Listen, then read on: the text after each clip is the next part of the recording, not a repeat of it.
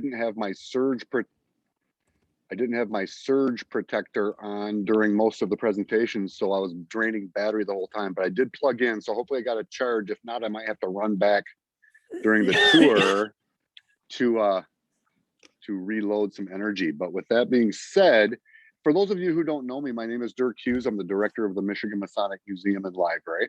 The Michigan Masonic Museum and Library is housed in the lower level of the Grand Rapids Masonic Temple in Grand Rapids, Michigan. We are the only Masonic Museum and Library in the state of Michigan that's funded by the Grand Lodge of Michigan through their Michigan Masonic Charitable Foundation. So I am a paid employee. This is what I do for a living. And I do have open hours 5 days a week, normal business hours. I stay open a little late on Thursdays so people can come in after the 6 o'clock hour. And I do get quite a few walk-ins from Grand Rapids. Tony had mentioned that Grand Rapids has about 200,000 people, and we're right downtown. So there's a lot of people just kind of curious about the fraternity that come through. I'm only going to be probably giving a tour. I'm taking my plug out, so hopefully the energy stays. I just wanted to give you a little tour of the actual facility that we have here. It's about 8,000 square feet. And what I'm going to do is I'm going to flip this camera around. So we'll commence with the tour of the facility, and I'm open to questions as we go through. I don't know if that's something that you want to pursue or wait till questions at the end, but if I do come across something that you want to ask about, I have no problem with you asking me at that time. I'll just try to be sensitive that those the presentations did run a little bit long, so I'm going to try to shorten mine up a bit, but I will be here and available to you as long as you need me. So I'm going to go ahead and flip this around.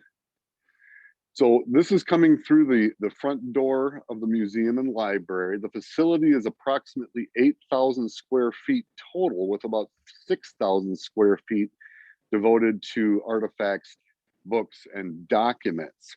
So I'm just going to kind of run through here a little bit to kind of give you an idea of what we're looking at. We have approximately 10,000 volumes. Most of those are Masonic related because our books were basically donated through a series of large collections and from bequeaths from brothers after they've passed. So of course they reflect an interest in Masonry, but we do have a lot of different aspects as well. When I was preparing for this tour, my thought was to try to clean it up, but I figured I was just going to leave it the way it is, with all the warts and all, with all the different work sites. Grand Lodge recently moved to a new administrative building. So just this past summer, I had to go up and grab all of the artifacts, documents, records that were stored at the Grand Lodge and try to find spots for them here, which you'll probably see little drop spots that don't look all that great. And that's because I had to take a huge intake of a lot of different items just over the last couple months. I have had an intern. He had to go back to France because his student visa was came up due, but I have been approved to take on another part-time employee. So we're in the process of searching for that to kind of help me dig through some of this stuff. One of the things I wanted to start on was a little bit more of the technological aspects of the museum and library that we're trying to accommodate the visitors with interactive possibilities. I'm trying to think of the best cycle. One of the things that we had the pleasure and benefit was a brother Mason by the name of John Fetzer from Kalamazoo. He had a memorial trust. He died back in 1991, but he was a broadcast mogul, Fetzer Broadcasting. He owned the Detroit Tigers for almost 20 years. He was a card-carrying member to a Presbyterian church for business purposes, but his spiritual passions were kind of a little bit fringe. He was big into channeling and ESP, and his foundation helped fund a lot of different kind of fringe sciences. But one of the things that the Memorial Trust, the Fetzer Memorial Trust, did was donate or pay for this particular display. It's not up and running yet because we're still working out the glitches, but I wanted to kind of give you an idea. John Fetzer was into broadcasting, and the way it's designed, we don't have the electric eye set up yet. There's me in the mirror, but you see the mirror. I'm just going to try to trigger, see if the electric eye works. To kind of give you an idea, it's supposed to be designed for when somebody walks past the display. Know thyself. This is the goal of Freemasons.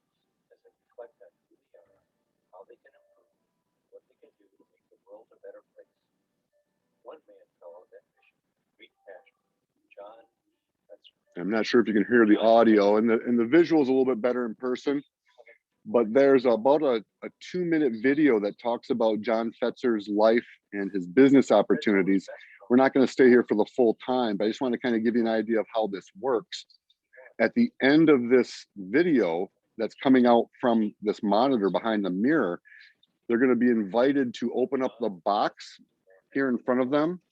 And inside the box is a 3-minute virtual reality experience that people can put on the virtual reality headset. And it kind of explains John's a little bit more of his spiritual journey and what he was going into. So as far as I know, this is one of the few, if not the only, virtual reality display in the state of Michigan at this time. The Fetzer Memorial Trust actually is getting some new software in updated headsets. They've supplied me with cleaning stations for the headsets so we can switch those out very quickly and let people use those without any kind of fear of passing along any kind of germs at all.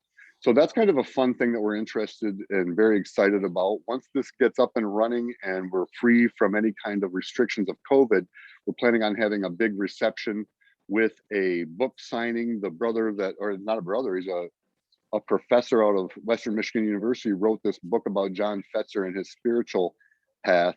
And so he'll be coming to give a presentation on John Fetzer and have a big book signing. We're hoping to make a pretty big deal out of it. Some of the other things that we're having as far as interactive, we have this Screen TV. The museum and library does have a YouTube channel with over 50 different videos on it. I loop the videos on there during the course of the day so they can see different Masonic educational videos, or maybe showcase pieces from some interesting lodge aspects. It's actually a touchscreen TV. And so at some point, I'm just going to pause it to kind of see, so you can see how and eventually we want this to have kind of like a shell on it where people can come in and choose specific videos or choose specific areas that they want to kind of look at. So the visitors will have the choice of kind of getting into information that they want to do. So that's kind of an exciting thing. We keep that running during the course of the day on a 50 video loop. Each of those videos lasts anywhere from 5 to 10 minutes. Just going to kind of give you a rundown. We have these separated up into different areas. We have an Eastern Star area. One of another technological aspects, it's just basically a video run where we run a loop of Grand Masters oral histories that have been recorded by our media staff. And so these oral histories can last anywhere up from an hour to an hour and a half, where the Grand Master is kind of telling their story about Freemasonry. And we think this is very important for archival purposes. We often see photographs of old Grand Masters or even old members, and we always wonder, like, what would it have been like to get that person's story? So we chip away at these Grand Masters oral histories. Every time a Grand Master, the ones that are still alive, we try to get those guys. And then as Grand Masters get past their year as Grand Master, we try to make sure we arrange and record new oral histories.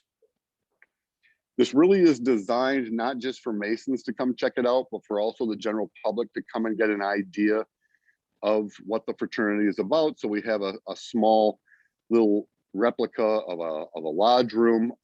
I also am very enthusiastic about giving tours around the building. I can take visitors on tours of actual lodge rooms, Scottish Rite cathedrals and whatnot. We do have some I think are very interesting artifacts here. I'll probably focus on the presidential pieces just over the next couple minutes.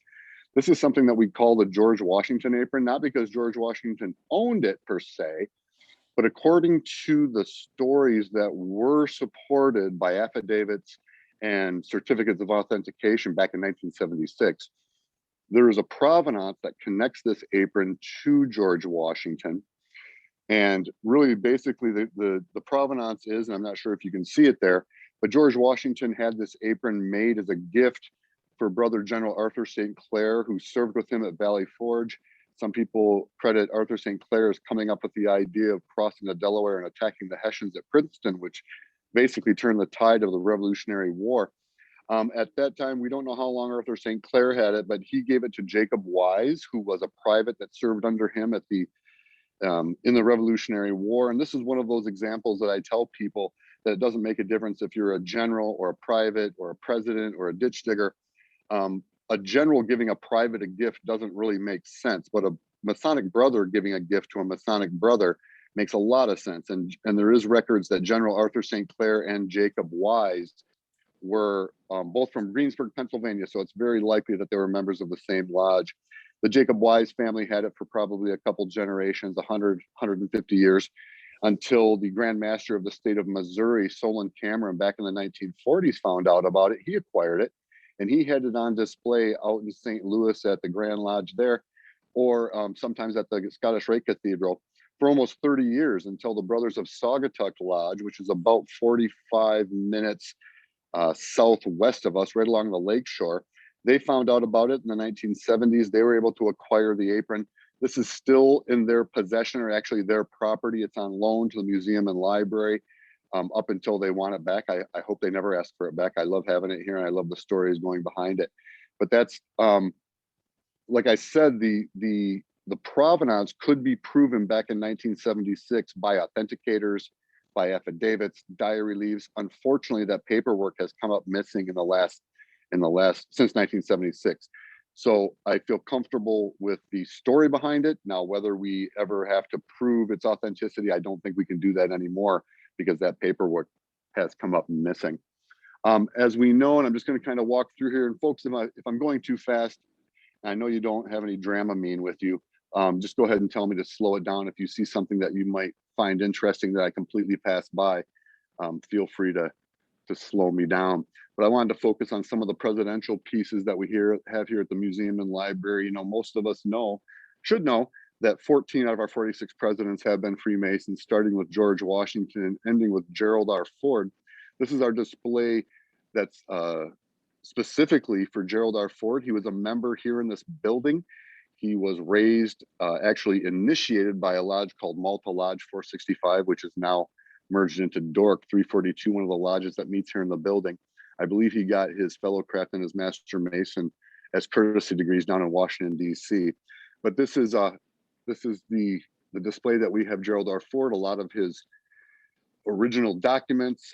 He was a Shriner here for Saladin Shrine. Now, the actual real Shriner fez is at the Gerald Ford Museum and Library here in Grand Rapids. So I'm having the Saladin Shrine make me a duplicate of that, and so we can have it here in the museum and library. Even though a museum and libraries shouldn't feel bad about using replicas of some things are very delicate. You don't want the original here, so I'm perfectly fine. And the Saladin Shrine fez that we're going to get is actually going to just say President of the United States on the bottom of it. This is a display. We call this is actually the George Washington Masonic Memorial display. Brother President, I know that you're involved with this facility quite closely.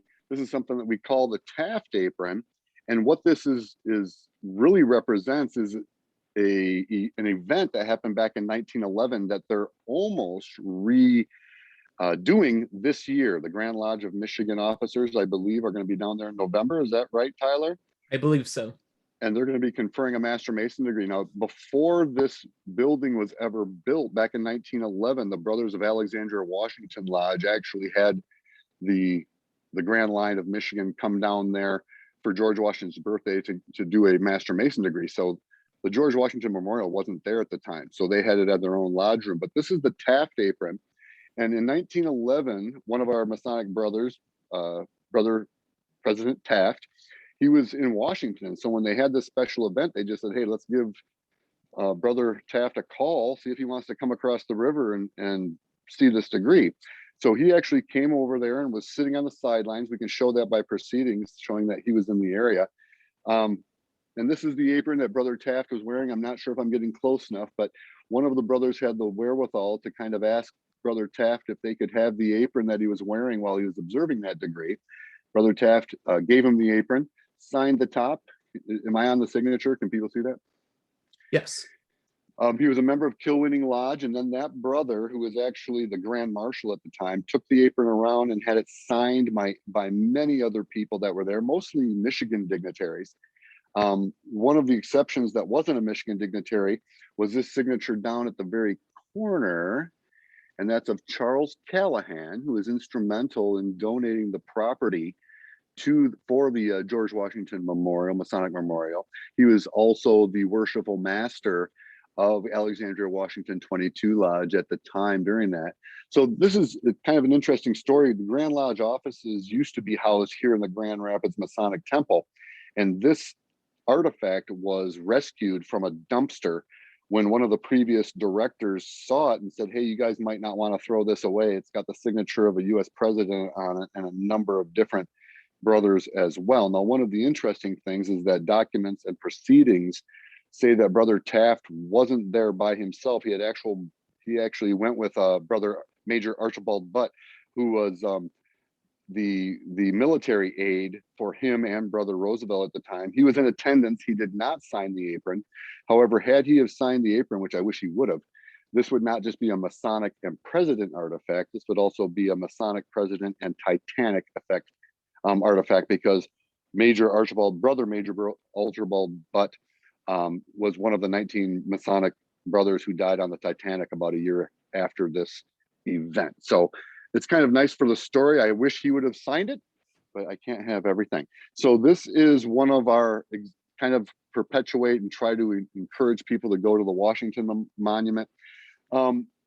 I know we got Brother Tucker on here. He's with PHA. One of the things I've been kind of fighting with, we have a Prince Hall group, North Star number 5, that has been meeting at this temple for the last 25 years. We have a very close relationship with them. And one of the things, any Mason, I don't care what jurisdiction you're a member of, it's like pulling muscles from a shell trying to get people to donate stuff. And I've been really working close with the Prince Hall brothers to try to get me some Prince Hall artifacts so we can develop a permanent display for our Prince Hall brothers here at the museum and library. This quilt happens to be about the only thing that I've recently received. Most Worshipful Grand Master Wesley Jones, Prince Hall Freemasons in Michigan, passed away within the last few months. And I loved Wesley with all my heart, and I'm sorry to see him go. But one of the wonderful benefits is that I've been told by his family that a lot of his Masonic items are going to be donated to the museum and library. So I'm really hoping that collection will give me an opportunity to build a very strong Prince Hall presence here at the museum and library. I want to go to another of the presidential pieces. This happens to be what we call the Truman Stone. Most Grand Lodges should have this Truman Stone. Harry Truman, past Grand Master of the state of Missouri, when he was president of the United States, oversaw the renovation of the White House, which was basically it being gutted out, all the old foundation stones being taken out and new steel girders put in.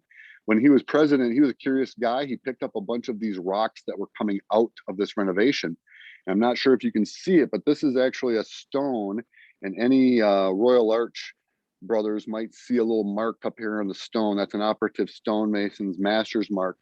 And Brother Truman knew that this was connected to our fraternity. He gathered together many of these different stones, different colors, different shapes, different master's marks, and sent them out to the different Grand Lodges across the country, plus Grand Chapters, any other Masonic organizations. This is the letter he sent along with it, signed by him, and kind of just telling the Grand Lodges of his appreciation on their support of the country. Now, rumor has it that the next administration asked for some of these stones back. I don't know how true that is, but I think a lot of these stones, which every Grand Lodge should have gotten one, have either come up missing, have been lost. There's a little plaque on the stone that says it came from the original foundation of the White House, and sometimes those fell off. I actually told this story to a past Grand Master of Montana, and his lady, her eyes got real big when I told the story. She's like, I think I know where ours is. And I'm like, oh, really, where? And she goes, I think it's downstairs holding a door open. So, I mean, they just kind of get lost in the mix, maybe become doorstops and whatnot. You never really know. So the facility really is a open, general public can borrow books. This is our used and rare book room. These books are not eligible for checking out, but the general public and members are welcome to come in here and check all sorts of books out. We have books as old as 1801, I think, is one of our oldest books. We recently came into a possession of a first print of Joshua Bradley's Some of the Beauties of Freemasonry, which we're very excited about. We're just trying to figure out how to process it. Some of these areas I don't usually have the lights on because they are messes, but I have the lights on for the purposes of the tour today. This happens to be our server room. We have a specific server simply for us because all of the digitized archives from Grand Lodge come to us. Those are the ones that have been digitized. There's also other work going on, but we won't spend too much time looking at these workspaces. My workspaces are like my brain. They're all over the place. Kind of walking through here, this is one of the drop spots. It's one of the donation processing areas. Most visitors, if they come through this direction, they don't stay very long. They just kind of walk through and they understand that there's active things going through here. And like I said, just this past summer, I brought probably 2 or 3 different U-Hauls of artifacts and other items from the old Grand Lodge storage areas about an hour and a half north of here before they demolished the wing where these were being stored into and moved into the new administrative building. The new administrative building is not going to have the storage to house the old items that they had here. So I've had to rent storage units up by Grand Lodge to accommodate some of the old records. I tried to bring as many as I could down here, but that's one of the things that hopefully when I get to hire a new assistant, that we're going to be able to chip our way through some of these items. We try to give a nice rounded out version of Masonry, including the appendant bodies. I'm not sure if everybody knows, but the world's largest Masonic temple is here in Michigan. It's in Detroit, which is an absolutely beautiful building. So we always talk about the temple at Detroit to try to get people interested to go over there. They have some wonderful docents that we keep a very close relationship with in order to give tours of that building as well. And then we have to try to explain the Grand Lodge system. A lot of people kind of sometimes think that Masonry has a capital in the world, that there's one head of Masonry. Usually it's Albert Pike, they think it is. But we have to try to explain the Grand Lodge system and kind of introduce them to the different Grand Lodge officers. We keep the last 5 years or the last 6 years of Grand Lodge, of Grand Masters up there, and then as new grandmasters come through, we rotate those photographs out. One of the things I want to come back here is another neat artifact that can't be proven by provenance, but has been perpetuated by rumor and hearsay. But according to the rumor, these are the actual, I'm trying to get the reflection not on. These are the actual officer jewels that were worn by the officers of Batavia Lodge in New York, who were contemporaries with William Morgan. So if anybody knows anything about the William Morgan affair, it was kind of this Masonic murder mystery that sparked this anti-Masonic movement that actually created the first 3-party election in the United States history, with the Democrats against the Whigs against the anti-Masons. And that was kind of sparked by the William Morgan affair. According to the story, that it became so dangerous or unhealthy to be a Freemason in these anti-Masonic areas, usually Western New York, Upper Pennsylvania, Vermont, New Hampshire, that Michigan got a lot of people migrating to Michigan. And one of those people that migrated here was a brother from Batavia Lodge who had brought these officer jewels with him, thinking that there was a possibility that they could be destroyed. And he came and went to a lodge in Niles.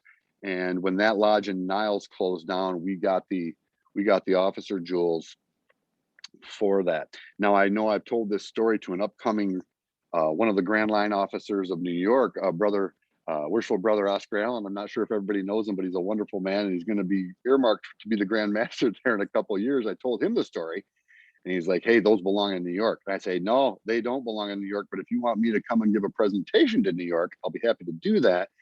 And then when he realized that there was no paperwork documentation proving the story, he wasn't as adamant about getting them here, but we still might have an opportunity to go to New York and tell the story of those. One of the lucky things that I had in my rescuing of Masonic regalia from the Grand Lodge was finding this old regalia set, and I'm not even sure if they match, but the colors are are close and they fit the mannequin. So I was able to put these on display. We suspect it might be an old a past Grand Master apron. There are no tags, no names or anything, but we think it's an old past Grand Master apron, most likely from Michigan, probably from somewhere in the mid 1800s.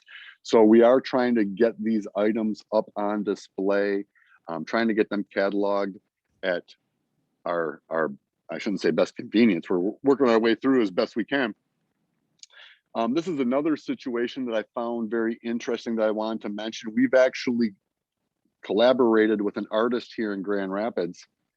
His name is Chris Laporte, and he won something that's called Art Prize. Art Prize is the world's largest art competition, and it happens in Grand Rapids every year. It's actually, I think it's going to start kicking in this week. Chris won the grand prize back in 2010, and he does it by doing these monumental pencil portraits. His winning entry in 2020 was a 25-foot by 8-foot pencil portrait of a 1921 cavalry corps from just after World War I. An amazing, he specializes in monumental portraiture. That's what he calls it. So we've commissioned Chris to do a piece for the Grand Lodge of Michigan, which is going to go up probably in the next 6 months. Chris has been working feverishly at it. It's going to measure 13. This is a spec piece that he did in order to get the Grand Lodge to commission with him. And what we did is Chris came to me and we found a photograph from 1924 of a Master Mason degree team at Dirk Lodge here in the building.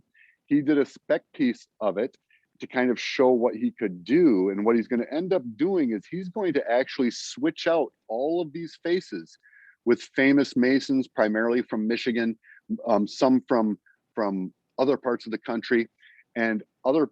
So this will be a Master Mason degree team, but it's going to have a lot of different Masons in there, including George Washington.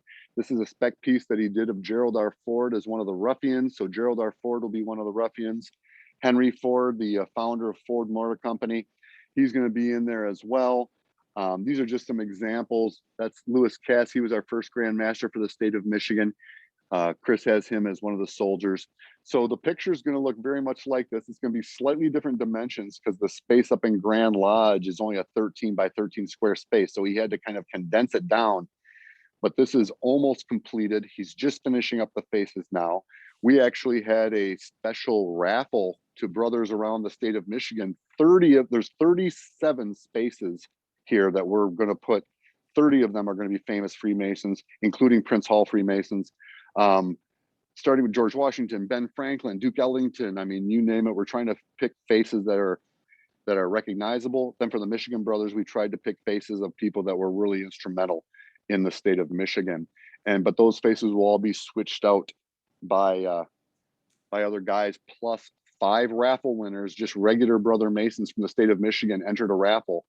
5 of them won spots on that portrait. And that portrait is on special paper that is rated at 800 years. So I don't know if the administrative building is going to last that long, but the portrait should last theoretically 800 years and can be moved. It's going to be on different segments of paper, and you can move it from one location to another. I don't know. I really wasn't watching my time, folks. That's just kind of a quick rundown of the museum and library I wanted to kind of take you through. And I do spend a lot of time. I mean, I only get 1 or 2 visitors a day, but those visitors usually end up being here for an hour to 2 hours a piece. They're usually very curious about Freemasonry. And as you can tell, once I get talking about it, I have a hard time putting the brakes on and shutting up. So it's quite normal for a visitor to come in and spend an hour, hour and a half, maybe 2 hours with me on any given visit. And a lot of times they'll come back as well. Am I ending it too soon? Did everybody get a chance to see what was here? Oh, Dirk, that's fantastic.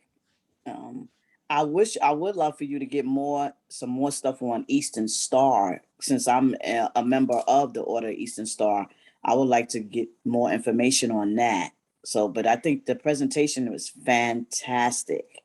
Yeah, not a problem. As a matter of fact, we have like almost a whole corner of the facility devoted to Eastern Star. We have an old signet here. A lot of the Beautiful. the examples. We actually have this really nice, and I have an Eastern Star sister that's going to help me. There's a couple different things she's going to help me kind of flesh this display out. Wonderful. This signet can actually light up, but we don't light the signet up because of the age. And I found this out the hard way. I lit this when we first got it, and I started smelling something a little while later. And what happens is there's cardboard dividers inside that signet, and they were all starting to heat up and burn. So Right. so we don't turn it on to leave it on during the course of the day. But we still can turn it on. It's still operational. And I do talk about Eastern Star Beautiful. quite a bit because, believe it or not, the Eastern Star symbol has a tendency to be a little confusing. Probably one of the Masonic emblems that is one of the more confusing to the general public. And so I take time to explain that. I take time to explain how symbols can change depending on the interpreter, and that Right. we have been using this symbol since 1850.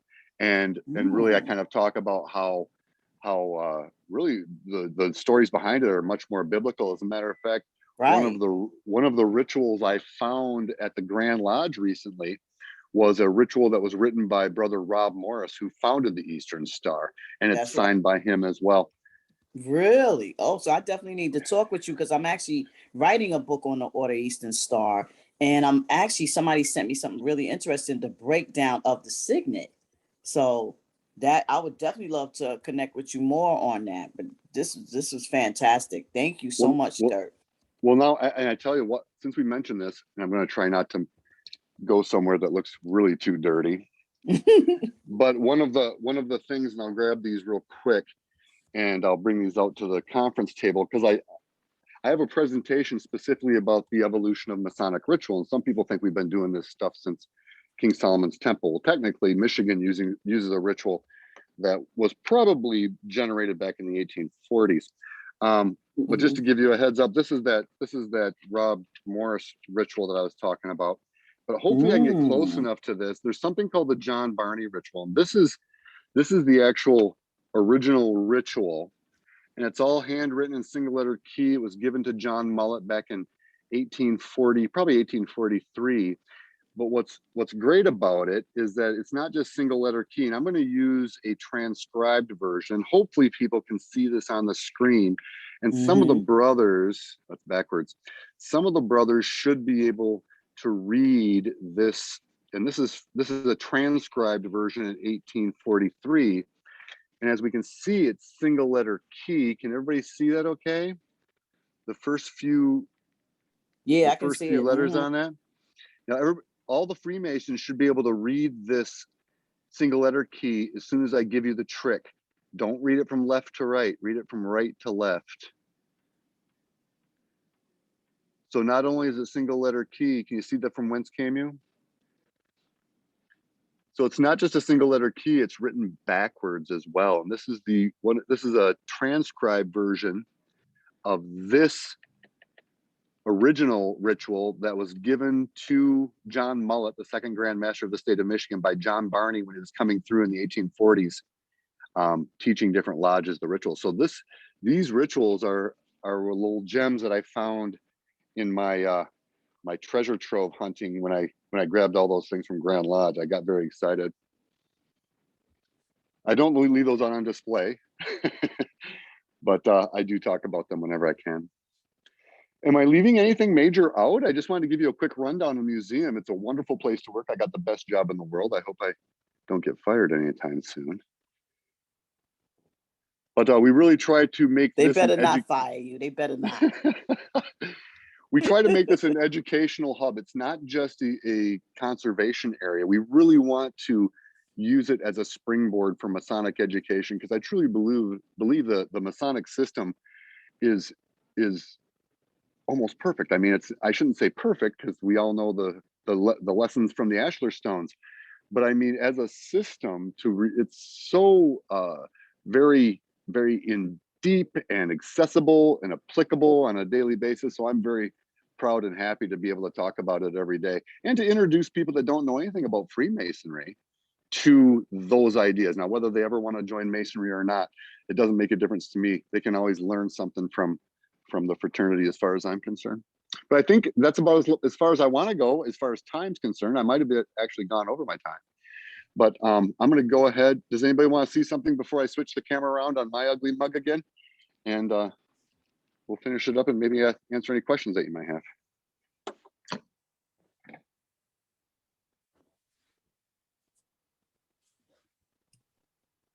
There you have it.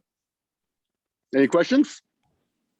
Dirk, I don't have a question, but I would like to say thank you because there's talk here at the Grand Lodge Manitoba of moving my library from basically a small meeting room into a larger lodge room that's not being used. And your setup has given me some ideas as to how I could make it look. And I'm just sorry we couldn't come in person last year or this year. This has been fabulous. Thank you very much.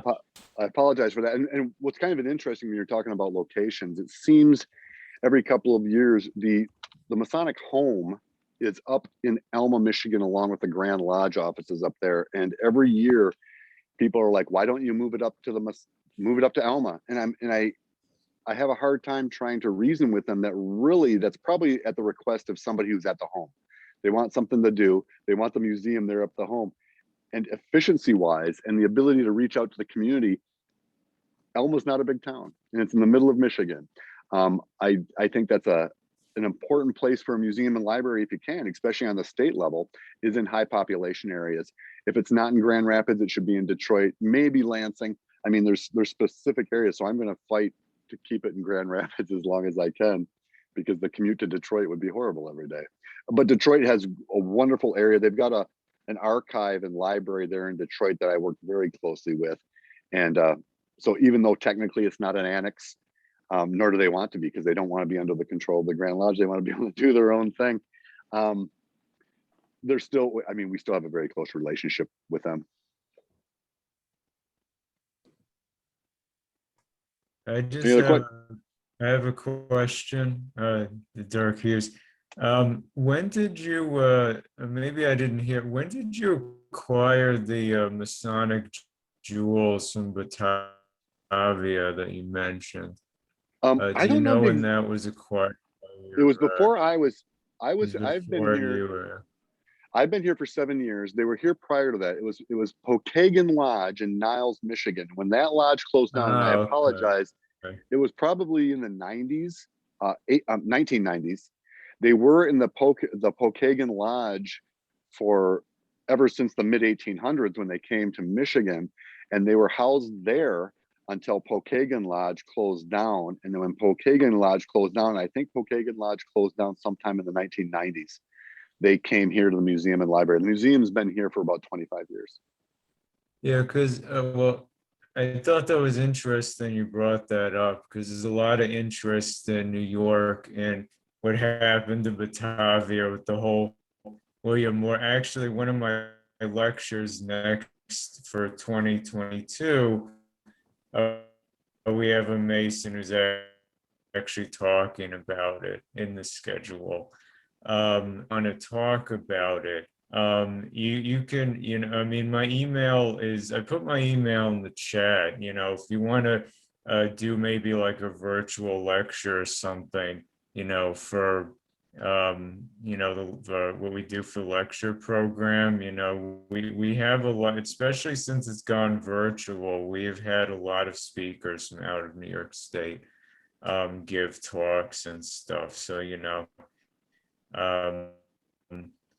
it's something to consider, but I also just wanted to briefly mention that I've been kind of interested in this connection between New York and Michigan, as far as I recently discovered through a Mason who had a research request. He was but anyway, he brought to my attention, you know, this request that he wanted to know if his lodge had any papers with us, because they were actually chartered by the Grand Lodge of New York, because there wasn't a Grand Lodge of Michigan at the time. And I was able to find that the Grand Lodge kept an entire a collection of correspondence that was sent back to New York from Michigan for the chartering of not just his lodge, but like all the other ones in Michigan, in addition to one that was even in Green Bay, which is now part of Wisconsin. Yep, Menominee Lodge. Menominee Lodge was those were all Grand Lodge of New York lodges. We were Grand Lodge of New York until they decided sending people to Albany was taking too long. They said let's do something here. So there was 3 Detroit area lodges, and then that lodge in Green Bay, because it was so much easier to travel by water. And that's why we got so many people coming in from New York. All they had to do was get on the St. Lawrence Seaway, and they headed out to the wilderness just by following the water to Michigan. So Michigan has a huge New York connection, not just Masonically, but in every way. Because that's where all the New York guys came, was here to Michigan. Very interesting. Yeah, I just posted my email address, so feel free to send me a note. I posted it on chat. So feel free to send me any kind of note if you want any follow-up questions, any kind of collaborations. I'm happy to do that. Yeah, thanks.